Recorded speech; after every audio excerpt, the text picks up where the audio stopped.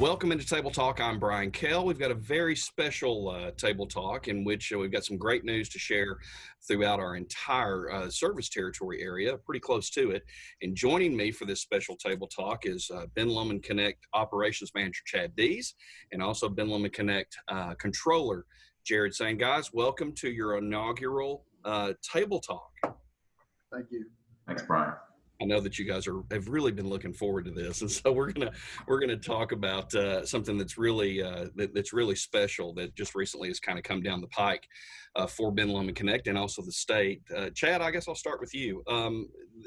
A Tennessee Emergency Broadband Fund was kicked off very quickly by the state, and we've got some great news to share with folks. But this was unlike any other grant that we've ever applied for. Tell us a little bit about it.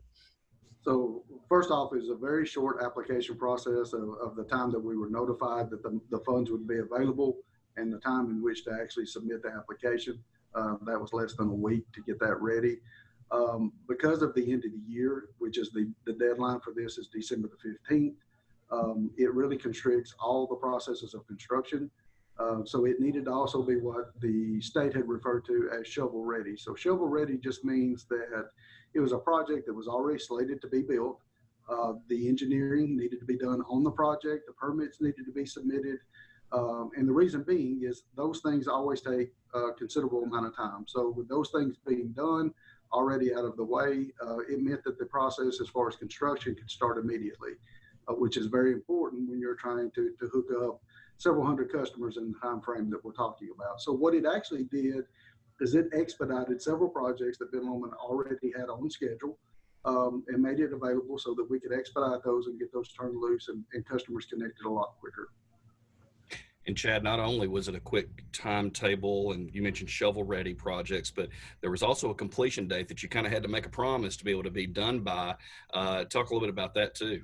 So the completion date on this is December the 15th, and completion for us is not going to just be one aspect of the project; it's all aspects of the project. So December the 15th, we have to have the construction complete, the splicing and the testing, as well as the drops need to be actually installed or buried or aerial to each location. And then the installs for these customers served in these areas has to be complete as well. So this is 100% complete from start to finish on these projects from, I think we got approval on the 21st and we have till December 15th to 100% complete all four projects. We're going to talk about each of these projects individually with Jared in just a minute, Chad, but just kind of talk about this is not one of these situations to where Ben Lomand's sitting idly by and just waiting for something like this to come along. We've got a 5-year project. We've got other grants that we're looking to fulfill. Talk about just the amount of energy right now and adding this to the mix that's going to be going on at Ben Lomand Connect. So the very first thing that we had to do when we realized that we had been awarded, and even before the awarding happened, we did some preparation of reaching out to our contractors and staffing up and seeing what available resources would be out there today if we were approved for these projects so that we could actually meet the timeline that is required by the state. So to your point, we have several contract crews and several Ben Lomand employees that work daily on projects here at Ben Lomand that extend the fiber network. We don't have a lot of available resources that are just sitting by waiting on a project of this nature. So we did have to reach out, seek additional resources. Okay, Jared, so we've kind of buried the lead a little bit here. Let's talk about these projects and tell us the good news. Sure. Thanks, Brian. So the main two projects were for Doyle and Centertown. Those were the largest that we applied for. And those were fiber builds that we, already had on our schedule, already had planned, and actually in the case of Centertown, we're already actually working there. So they fit the criteria of being shovel ready, for this grant, and that we can finish before December the 15th. For the Centertown area, the grant amount is about $1.5 million. For the Doyle area, the grant amount was over $800,000. So that's going to allow us really to accelerate the time frame that these people can expect to be moved off of the old copper infrastructure onto the fiber optic network.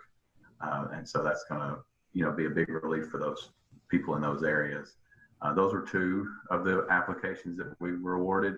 The other two were smaller, but more specific projects. They were kind of unique. We've never really done a grant project like either of these two before, but those were for to do drops for students in White and Grundy counties. That grant was about $57,000. And the other grant was for Warren County to put in 6 public Wi-Fi hotspots at different locations around the county. And that grant was $54,000. And so on both of those grants, we worked with the school systems in Warren, White, and Grundy counties to get a list of either addresses or locations for the hotspots that they, recommended that would help students in the upcoming year, due to the pandemic and having to do so much of their schoolwork online. The broadband connections for students are going to be, more important than ever this coming year, which was, one of the focuses of this grant program. So, yeah, those are the 4 projects that we applied for, and we're looking forward to it.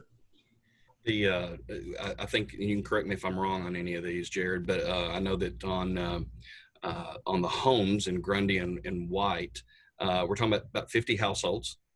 So that's a really good number for, like you said, especially given the times we're in. And then on the access points in Warren County, I believe Kids of the Community, Centertown Methodist Church, I think is one of those. Right. Friendship Baptist Church, the Midway Community Center, Fairview Community Center, and the Northside Baptist Church were the 6 that were in the application. Yeah, and so like we said, a mixture of I guess larger areas, like you said, Centertown and Doyle. But then, like we said, given the times we're in right now, from hotspots to actually being able to connect some homes, it's students. It's a mixture unlike you've ever seen before, I know. Right. We've applied for several grants, and they're mostly along the lines of what the Centertown grant and the Doyle grant are, where they're just construction projects for infrastructure, fiber optic infrastructure. We put the construction in there, the drop, the install, all of that. But the two, specifically for the drops and for the hotspots are unique to this project. It was opened up a little bit broader than some of the traditional, ECD broadband grants that we've been applying for in the past. So we had an opportunity there, and wanted to take advantage of that to help the communities and the students in those counties. Guys, we've been very fortunate and blessed, but a lot of hard work has gone into these grants on the state and federal levels. Chad, I'll start with you first. Just there's a lot of I said energy earlier, but a lot of internal work and external work that goes into this to help bring these about. Just talk about that process and at Ben Lomand and being a part of that and what it means to the communities. If you can give us about a minute. It's a tremendous amount of coordination on the part of all of Ben Lomand, not just operations, but all departments at Ben Lomand. So it's a lot of coordination between all departments to get this done in the timeframes that we're talking about in most cases. As far as expanding into these communities, these are underserved communities typically based off the requirements from the grant. So it's a lot of fun to go into these areas and talk to these individuals that have basically been underserved either for a short period of time or a long period of time in some cases. So there's a lot of excitement, a lot of buzz in these areas when we first go in. There's a lot of, I guess what we would refer to as that cooperative spirit that you get to experience. So this is the glimpse that we have these days of seeing why it was that Ben Lomond was created in the first place. So you get to go out and experience that with customers hands-on every day. The workers do as well. So it's enjoyable for us. And Jared, on the accounting side of things, I know that there's that's a key component in helping gather that information to talk about this. Right. Well, I mean, every application, there's a ton of, like Chad said, coordination between departments and information that's pulled together from, drawing an actual boundary, picking out a location, making sure that it's eligible, getting, estimates on footages, mileages of fiber that's going to require, that sort of thing. In the past, we've, not on this grant since it was such a short application window, but we've, gone door to door, collecting surveys and community support and things like that, and had groups from all over the company participate in those door knocking and town hall meeting style activities. So yeah, it truly is an effort from throughout the company to put one of these applications together. We've been fortunate enough to win several of them, and hope that we can keep that going and keep bringing this fiber out to the unserved areas. It's a lot of work, I know, and you guys see it just about as much as anybody does, but there's a lot of gratification that comes, I guess, from that, when we're able to see the looks on people's faces when they're receiving broadband, in this case, Ben Lomond fiber, and being able to utilize that. So thanks so much for what you guys do, and really all of our Ben Lomond employees that take part in this process. It touches a lot of different departments, and we'll look forward to hopefully having more conversations about things like this in the future. But guys, thanks so much for jumping on Table Talk with us, and appreciate it. All right, thanks, Brian. All right, we're going to be back with more Table Talk and Karen Wilson right after this.